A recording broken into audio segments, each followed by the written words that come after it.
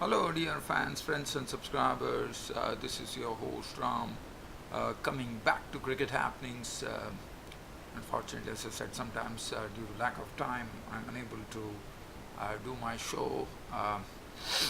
So let's not waste any time here, and let's dive into cricket. And as far as today's cricket show goes, it's about England and Pakistan playing a very, very high scoring match in the second one day international at Southampton. So, the first match was washed out between England and Pakistan, and so in this high scoring encounter, England were the victors as England took a 1-0 lead. It's a very, very close game that happened with Butler scoring a century of just 50 deliveries, and then Pakistan equal to the task. Zaman, shining brightly with a wonderful century, 138. So I'll be talking about that particular match, and then we have a look at Ireland versus West Indies in the Tri-Series in Ireland, where Ireland definitely put their best foot forward today on a perfect batting pitch, where they scored 327 for 5, with Andy Balbirnie scoring his maiden ODI ton. But even that was not enough to stop the West Indies from actually winning that particular match, as Sunil Ambrose got his maiden ODI ton, a big one at that, 148 odd runs. And so I'll talk about that match, and then everything uh, comes to a sort of a great ending, one could say, when we are talking about the Indian Premier League 2019. The grand finale will be on surface tomorrow when the Chennai Super Kings clash with the Mumbai Indians at Hyderabad, the neutral venue for both the teams. But nevertheless, it should it should really call for an exciting encounter, no doubt about it.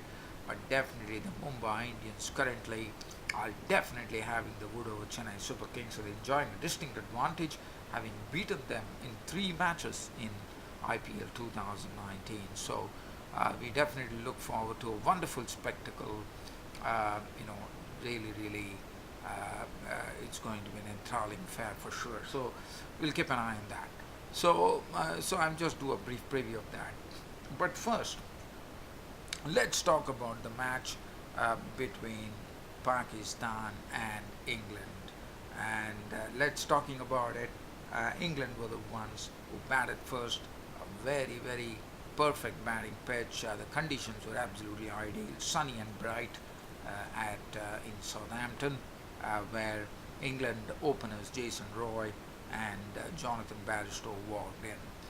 And as soon as they came and the way the ball was coming out of the bat, it was a known fact that this is going to be a high scoring affair, and it was.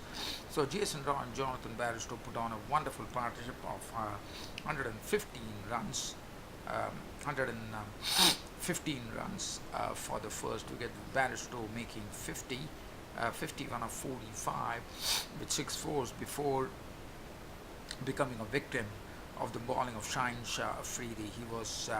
He got a ball which he actually tried to. He was caught in the deep actually.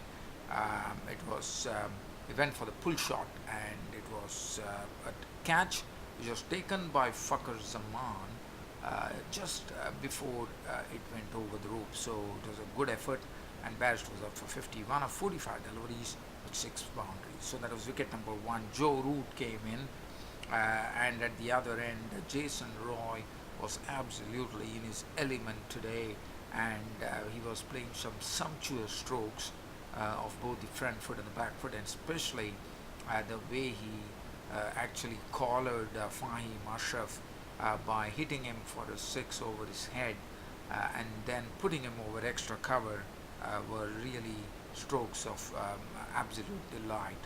And Jason Roy's contribution was 87 of 98 deliveries, which included 6 fours and 3 sixes. Joe Root was a victim of the bowling of Yasir Shah. There was a sigh of relief for Yasir Shah having taken.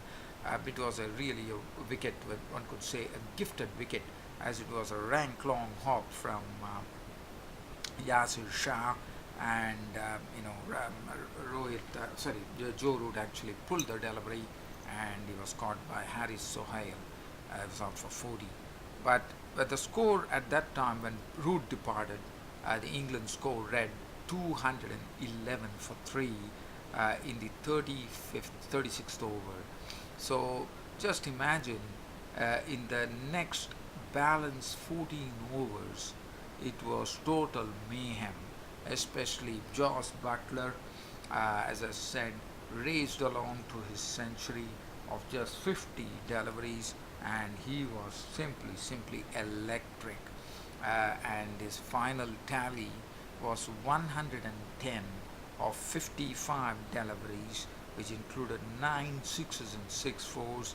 And with him was Morgan, the captain, who was unbeaten, had an unbeaten 71 to his name of 48 deliveries, 6 fours and 1 6. The partnership was worth 160 odd runs in the balance 14 overs, which was really some electric stuff coming in, especially from Butler. The partnership 100 runs it was totally 110 runs. It was Butler who had 110 runs of the share. Only half the share was into Morgan's score, and the score finally finished at 373 for 3 for England. And the bowling, if you look at it, definitely it was a feather bed of a track, and the bowlers had to suffer. Shaheen Shah Afridi, 10 overs, no matter 1 for 80. The other bowler who went for 80 more runs was Hassan Ali, 10 overs, 1 for 81. Fahim Ashraf, 10 overs, none for 69. Even Wazim, 10 overs, no matter 1 for 63. Yasir Shah continued his struggle, 7 overs, 1 for 60. And Haris Sohail, 3 overs, none for 16. Pakistan now were chasing 374 runs for victory. It was a big ask, but I can tell you for a fact that on this particular batting pitch, one would have expected Pakistan to fire, and yes, they definitely were equal to the task, and they showed us why. The opening stand was a good 92 runs for the first wicket, with Fakhar Zaman playing aggressively. At the other end, Imam ul Haq, after having contributed 35-44 balls, was a victim of the bowling of Moeen Ali, as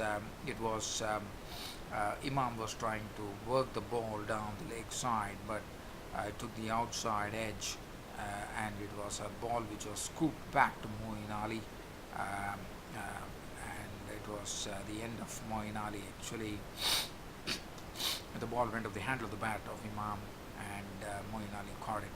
After that, Babar Azam entered the scene along with Fakhar Zaman, but I have to say that the tempo which was there before could not be maintained.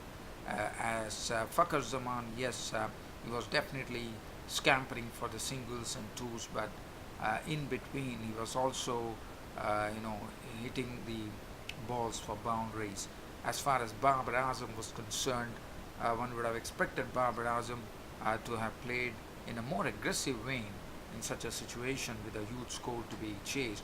But it was a bit surprising to see a batsman of his stature and in such good form to really struggle, as he could not force the pace, and he ended up with 51 of 52 deliveries with only one boundary. And Babar Azam normally, is a wonderful stroke maker. He's a great to watch, as he tried to heave a delivery from Adil Rashid into the crowd, and he actually the ball actually went back to Adil Rashid, who gleefully held it,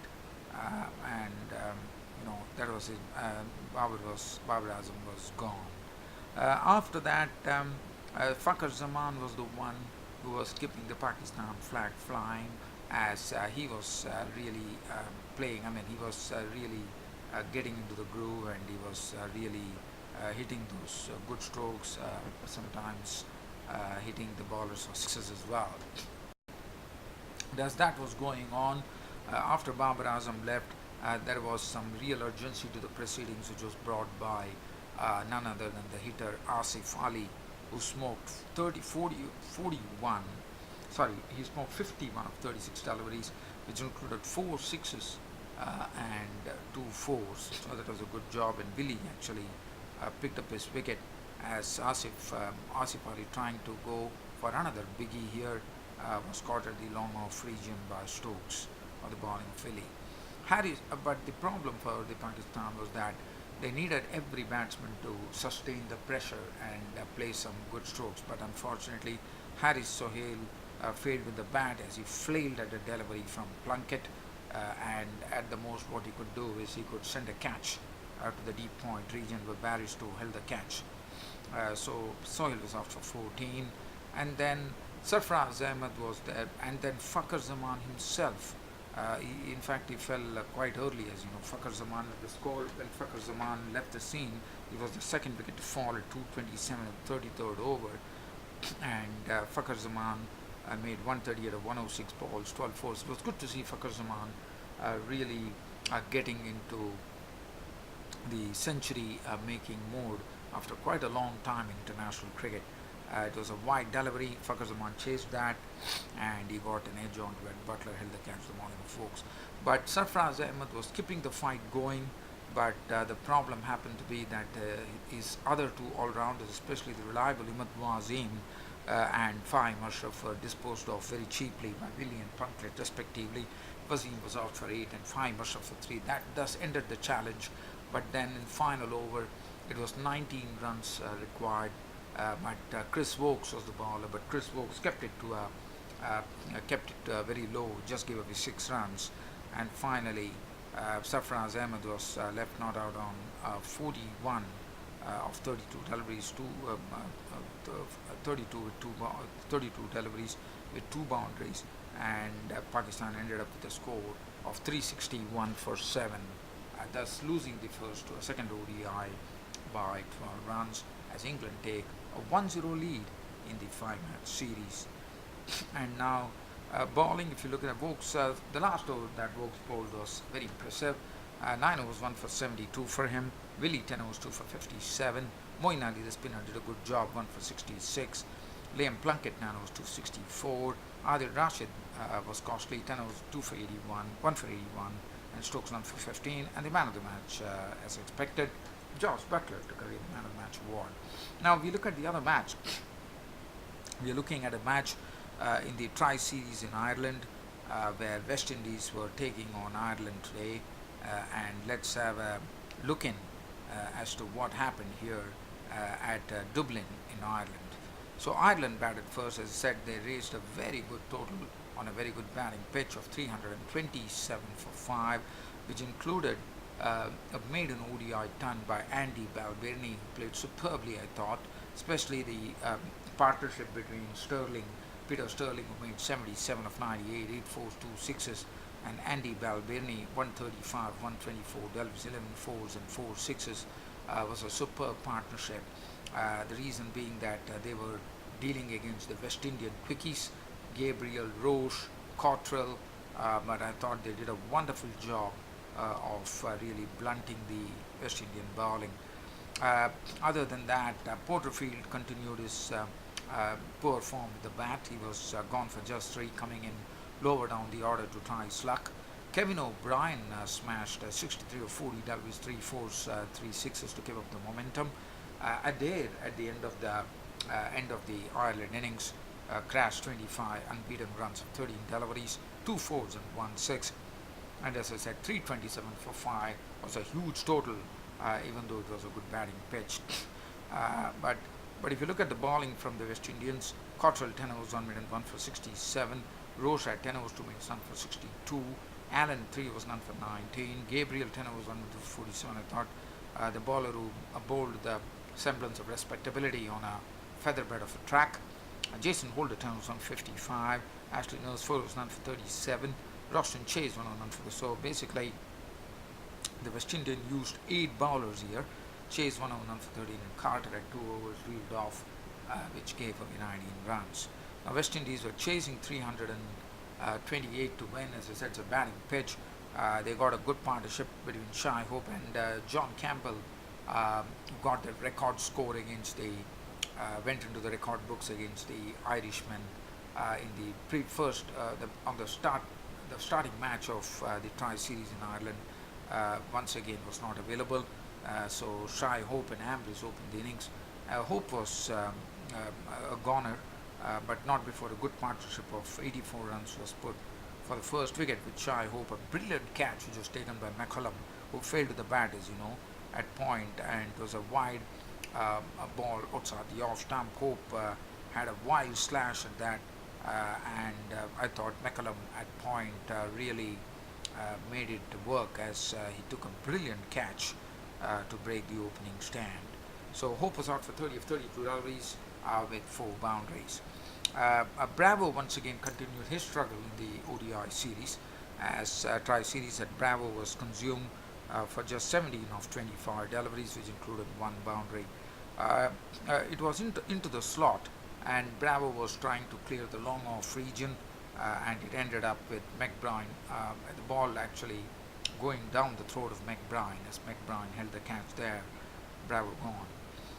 And then Ambrose was very, very impressive. Ambrose was one who was holding the innings together, and also really keeping up the pressure on the Ireland by hitting a few odd strokes here and there, and seeing to it that he was staying there.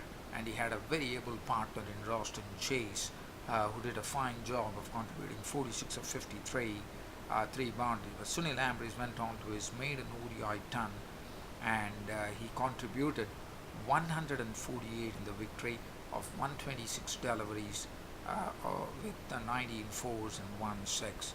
But then, and then the final honors were done by the captain of the West Indian team. By Carter, was not out on 43 of 27, 4 fours, 1 6. Jason Holder made 36 of 24, 1 4, 2 sixes, 331 for 5. Game over. West Indies winning the match against Ireland by 5 wickets. If we look at the Irish bowling, Murtagh, 10 overs, none for 62. Adair went for 57 of his 7. Little, the left arm, a young left arm bowler, still learning the ropes, one could say. 10 overs, 1 for 78. Dr. 9 overs, got thrashed for 53 runs. Rankin 7.5 overs, no made 365 was the pick, and Sterling 4 overs, 114. Sunil Ambrose made an ODI ton, was named man of the match. Now we shift the focus here from Ireland, and we go on to the IPL, which is the venue is Hyderabad tomorrow, where Dhoni, the Chennai Super Kings captain, will be crossing swords against the Mumbai Indians captain Rohit Sharma.